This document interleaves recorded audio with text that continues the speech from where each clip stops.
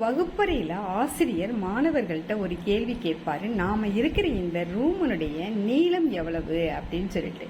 உடனே எல்லா மாணவர்களும் ஆர்வத்தோட ஒரு ஒரு அளவுகளை குறிப்பிட்டே வருவாங்க. சில பேர் அப்ராக்சிமேட்டா இருக்கலாம் அப்படின்னு சொல்லுவாங்க.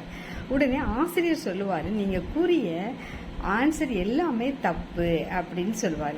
உடனே மாணவர்கள் கேட்பாங்க, ஏன் அப்படி நாங்கள் சொன்னது தப்பு அப்படின்னா சரியான விடை எது அப்படின்னு கேட்பாங்க. அதுக்கு ஆசிரியர் சொல்லுவார், தெரியாது அப்படிங்கிறது தான் சரியான விடை. ஏன்னா உங்கள் யாருக்குமே இந்த ரூமினுடைய அக்யூரேட் அளவு தெரியாது. நீங்கள் தெரியாது அப்படின்னு சொல்லுவீங்க, அது உண்மையான ஆன்சராக இருக்கும். நீங்கள் எல்லாருமே ஒரு யூகத்தில் சொல்லிட்டு இருக்கீங்க அப்படின்னு சொல்லுவார். இப்படி தாங்க ஆயிடுது. நம்மளுடைய வாழ்க்கையிலையும் பார்த்தீங்கன்னா சில பேர் கேள்வி கேட்கும் பொழுது நம்மளுக்கு தெரியாது அப்படின்னு சொல்லாமல் நாமளா ஒரு யூகத்தில் பதில் சொல்லிட்டு இருக்கோம். அதனுடைய விளைவு வேற மாதிரி தாங்க போகும். இந்த கதை ரொம்ப பிடிச்சிருக்கும்னு நினைக்கிறேன். நன்றி, வணக்கம்.